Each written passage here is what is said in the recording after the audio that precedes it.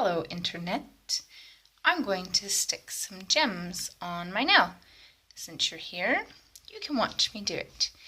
In true nail tech fashion, I've got two hands that are completely different because I got some lovely things through from Meg Beauty UK and I was desperate to try this colour out and I absolutely love it. And I tried out the, what is it called?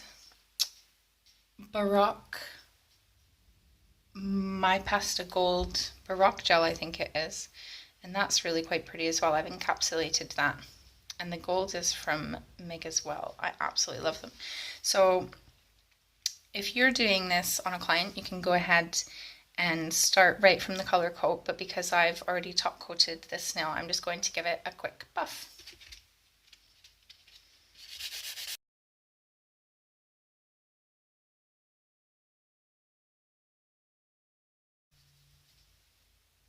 Ta-da! So what I'm going to do so that my gems stay put, I'm going to use some Missu jewelry gel. It's a really sticky, thick gel. You can substitute this for a really thick builder gel if you don't have any jewelry gel.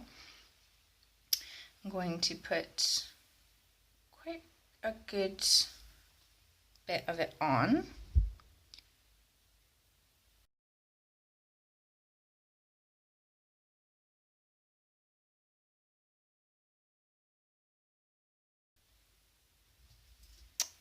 Cool.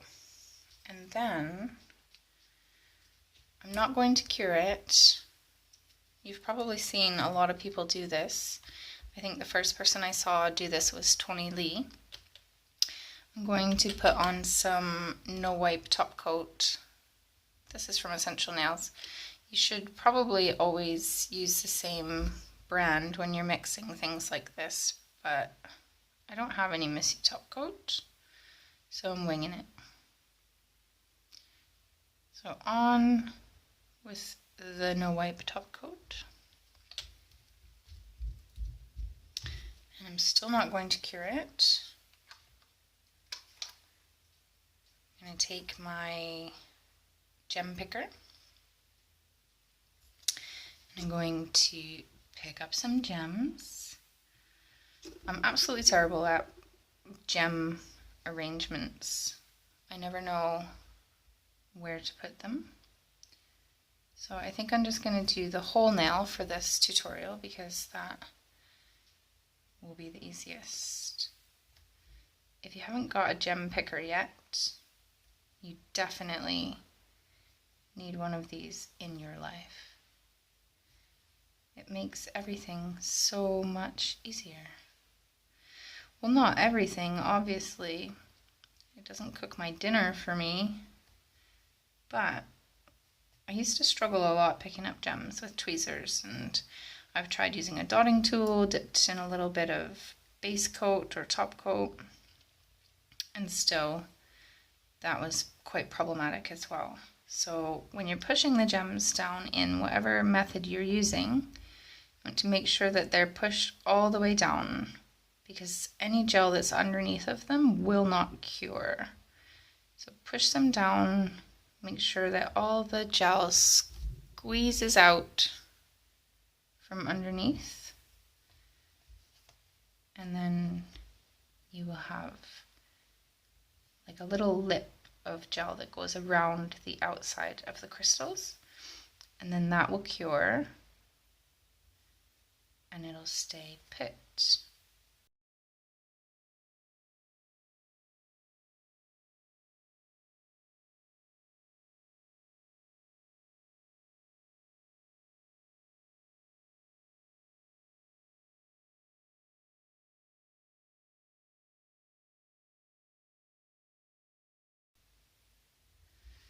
There we go. So they're all in there. Make sure that they're not hanging over the edge because then they'll get caught and they'll be more likely to come off. So when you do it this way, you don't need to top coat around them and you don't need to go over it with isopropyl alcohol. My mother loves it when I say that word in my videos. I think I say it quite often, isopropyl alcohol. So there you go. And you can go ahead and cure this.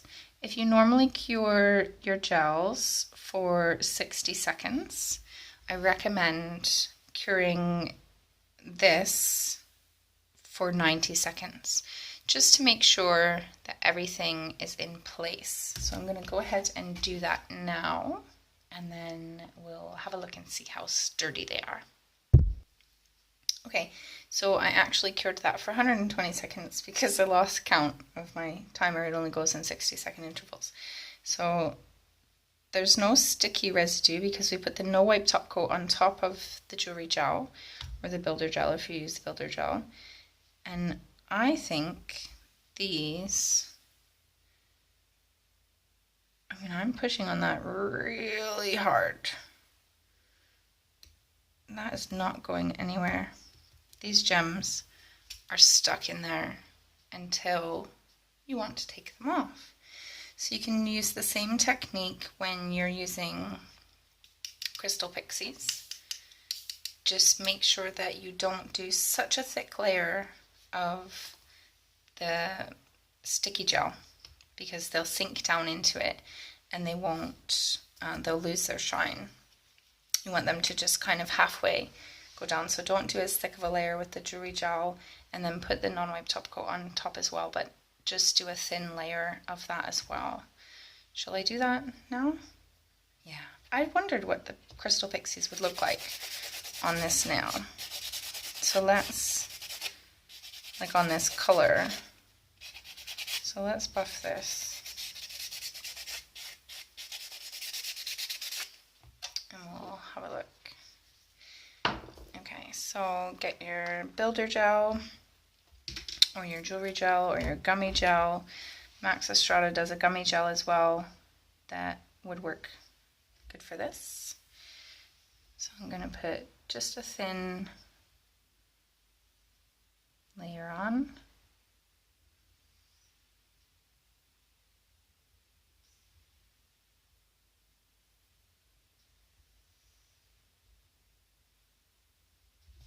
And then I'm going to put a thin layer of top coat, non-wipe top coat, because I don't want the sticky finish. God, I look right cack-handed. Okay, so let's put these, just dip that out.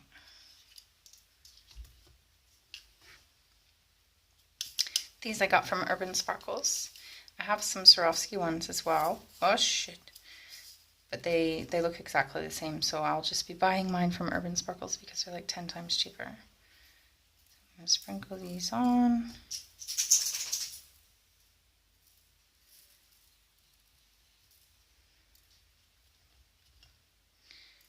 Right. When you use crystal pixies,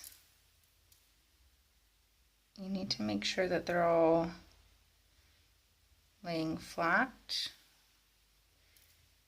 You don't want them doubled up on top of each other. Where's my stick?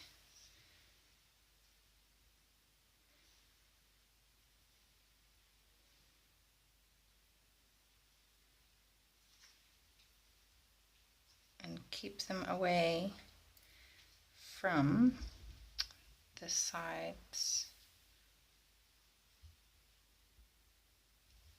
and the edge.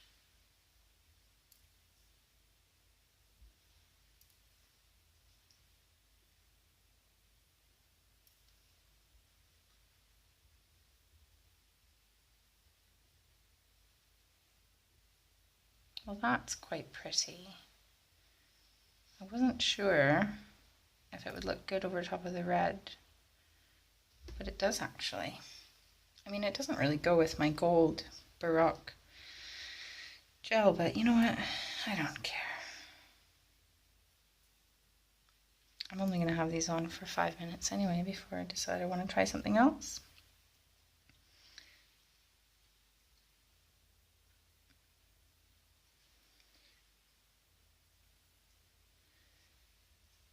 So they look pretty good in there. I'm going to go and cure this now. I'm going to cure this for 120 seconds as well. Why do they always look smaller when I see other people using them on videos? They look tiny, and then I put them on my nail and I think, geez Louise, they're massive. Okay, stop messing around with it. I'm going to put that into cure. So that's the Crystal Pixies out. They're not going anywhere either. I'll break my nail before I get any of those off. I actually just broke a Crystal Pixie in half, trying to get it off. Okay, so the ones on the side, I should have addressed that a little better. So make sure you keep them away from the side edges.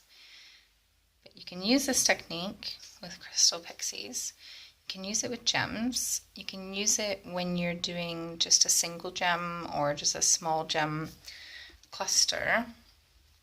You can use it for any kind of gems, even if you had really big ones. Oh, like this. Just make sure you use a bigger blob of jewelry gel underneath of the big gems. And this one as well, that would work fine.